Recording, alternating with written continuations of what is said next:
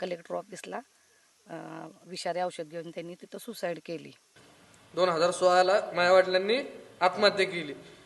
15-20 पानाच्या वडिलांची माझ्या सुसाईड नोटमध्ये पहिला आरोपी जय शंकरराव मोहिते पाटील.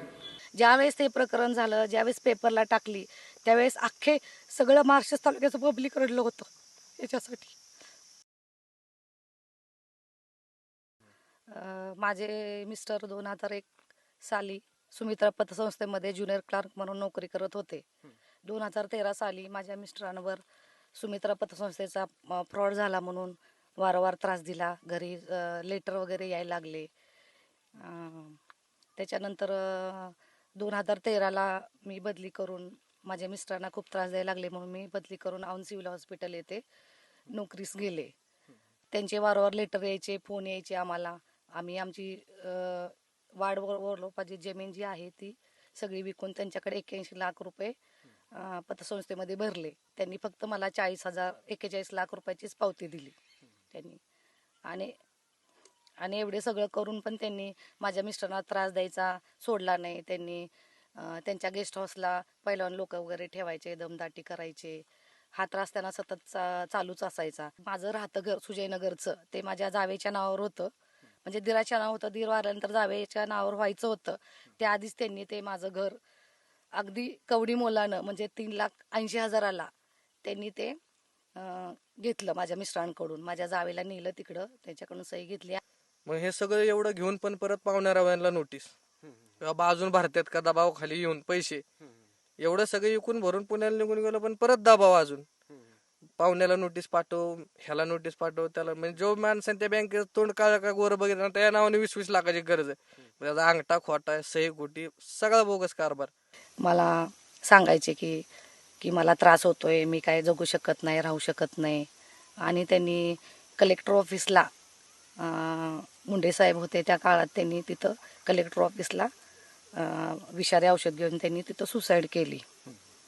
आता एवढं ह्याच्या पाठीमागं कोण आहे, काय सांगता येईल? कोणती पतसंस्था, कोण होती लोक, काय? सुमित्रा सहकारी पतसंस्था, चेअरमन जयशे मोहिते पाटील हे ह्याचे मेन होते. त्यांनी स्वतः माझ्या मिस्टरांना खूप त्रास दिलाय. त्यांनी वारंवार बोलवलं. मी स्वतःही त्यांच्या घरी बरेचदा गेले.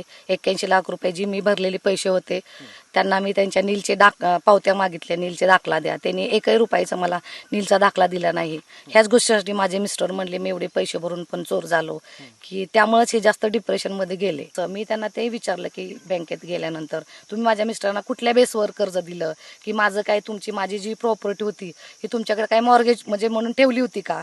माझं घर नव्हतं किंवा माझी कुठली जमीन नव्हती, मग तुम्ही कुठल्या बेसवर एवढं ज्युनियर क्लार्क असून लाखांना कोट्याने कर्ज दिलं? तुम्ही एवढ्या जर मोठ्या रकमा म्हणतात तर सगळे पुरावे त्यांनी दाखवा बाबा ह्या व्यक्तीचं नाव कर्ज आहे.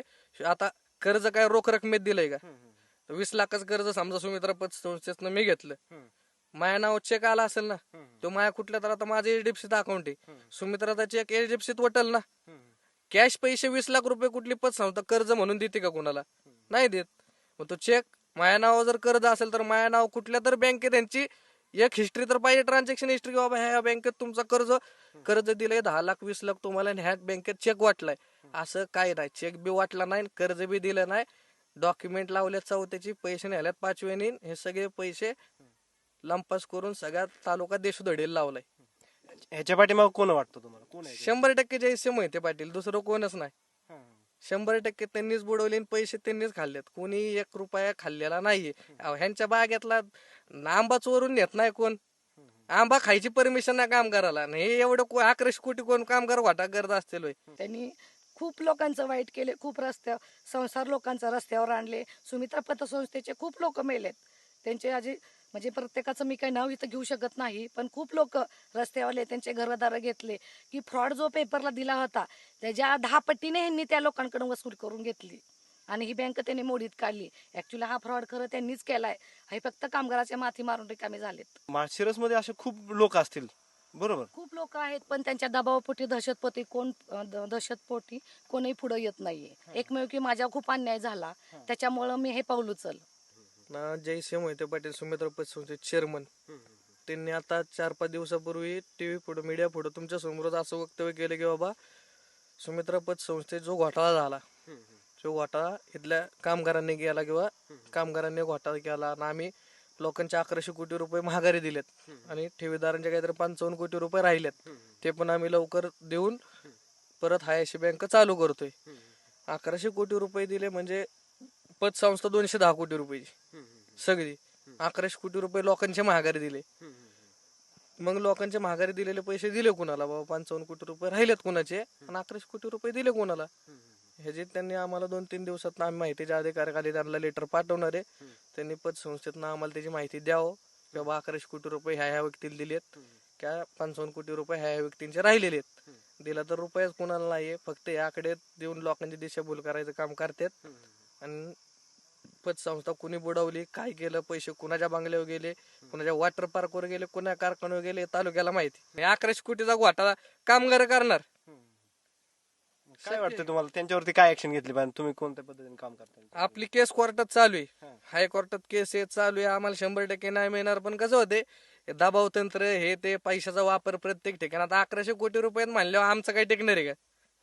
आमचं काय 1100 कोटी रुपये त्याकडे एक घोटाळा ह्यो.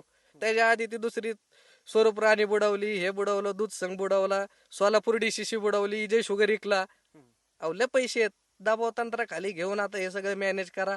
वकील यांनी दिला की त्याला धरा, त्याला मॅनेज करा. मग फक्त आजचं मरण उद्याव. बरं 1100 कोटी रुपये दिले. जेव्हा जयसिंह मोहिते पाटलांना माझ्या वडिलांच्या प्रकरणात अटक वॉरंट निघलं तेव्हा का 1 महिना अकलूज मधनं फरार राहावं लागलं? ह्यांची बी उत्तर त्यांनी दिली पाहिजेत. पळाला का तुम्ही? पैसे दिलेत ना 1100 कोटी लोकांचे, 50 राहिलेत ना. कोण काय तुमच्या नारड्यावर येऊन बसलं ना माझ्या 50 कोटी दे म्हणून? 1100 कोटी लोकांचे दिलेत ना, मग का अकलूज मधनं तुम्हाला पळावं लागलं? फरार का झाला तुम्ही?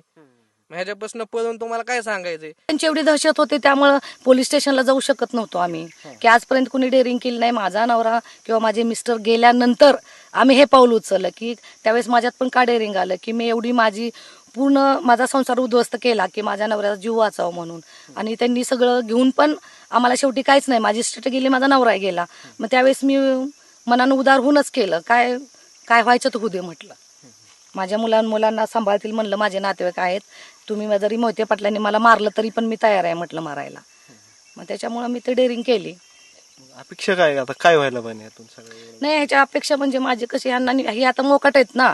एवढं मोठं माझा संसार उद्ध्वस्त झाला, माझे मिस्टर गेले, माझं एवढं नुकसान होऊन पण आता 2016 ते 24 आता 8 वर्षाचा पिरियड आहे, तरी पण हे लोक बाहेर आहेत ना, व्यवस्थित राहतात, व्यवस्थित जीवन जगतात. मग सर्वसामान्य काही जीवन जगायचा अधिकार नाहीये का? यांच्या दहशतीमुळे तर हे सगळं घडलं ना. त्यांच्या घरातच सगळे मंत्रीपद होते, सरपंच पदापासून सगळे असे. तर त्या घरावर म्हणलं अगोदर डेअरिंग कोण करणार म्हणलं, त्यामुळे मी केली नाही म्हणलं भीतीपोटी. मग आता माझे मिस्टर गेले, माझ्या मिस्टरांनी मला सांगितलं तू लढ. 12 पानी सुसाईड नोट्समध्ये मोहित्याचा इतिहास लिहिला, तर मी कशाला थांबू म्हटलं.